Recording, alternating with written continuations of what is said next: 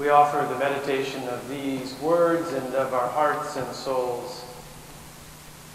May they be delightful to you. Amen.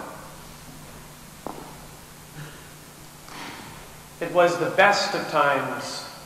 It was the worst of times. It was the age of wisdom. It was the age of foolishness. It was the epoch of belief. It was the epoch of incredulity. It was the season of light. It was the season of darkness. It was the spring of hope. It was the winter of despair. We had everything before us. We had nothing before us. We were all going directly to heaven. We were all going the other way. So begins Charles Dickens' novel, The Tale of Two Cities, written just before the French Revolution. These words struck me this week when I began to think about the times that we are living in today. We have everything before us in this part of the world: prosperity, healthy food, access to clean water, meaningful work, unparalleled medical care, increasing life expectancy, a virtual spring of hope. And yet we also face the prospect of having nothing before us. A planet with degraded biosystems, looming water shortages, global warming, species extinction, wars and rumors of wars over natural resources, economic disparity, 1 billion people living in abject poverty, a virtual winter of despair. We are living in an age when we are facing as a species unprecedented life challenges. And because we are so privileged in this part of the world, it falls to the citizens of the Western world, the developed nations, to take the lead. We cannot wait for governments because, as far as I can tell, most governments are waiting for us. We cannot wait for the future to be solely determined by transnational corporations because they need us to cry foul when market forces do not serve the well-being of the whole Earth community.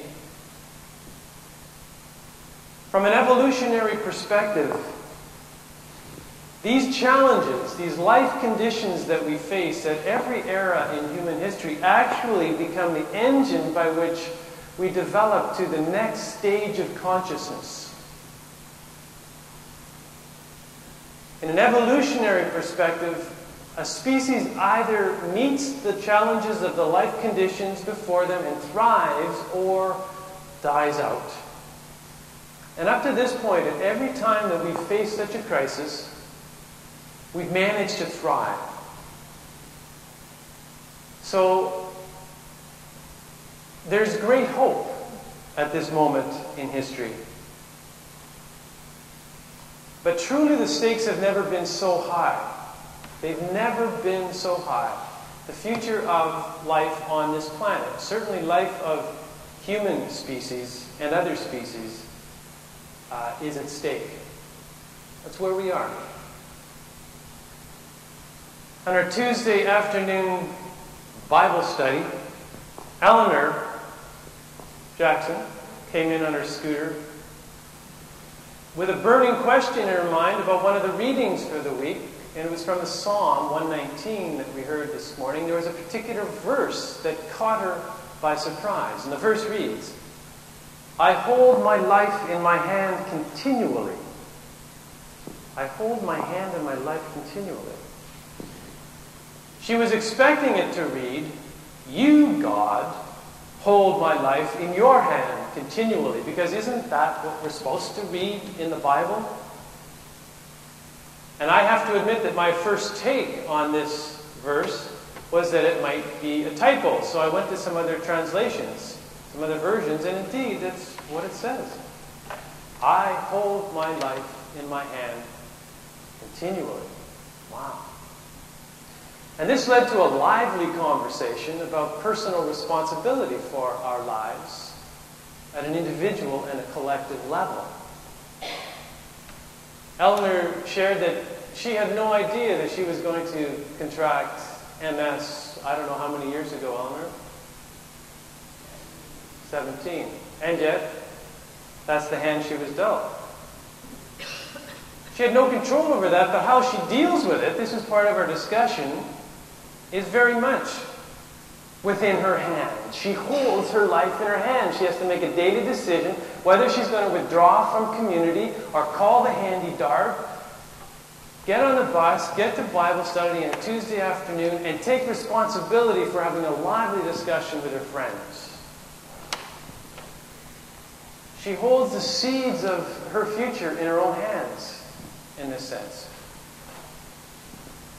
And it reminded me that I begin my day with reciting what I call my daily covenant, a series of statements that I've cobbled together over the last couple of years. And one of the lines reads, "Nobody outside of myself and no circumstance outside of myself has the power to make me happy or unhappy, to make me feel fulfilled or unfulfilled. Bad things happen to me." The reason I wrote this is because I want to indulge my moods often.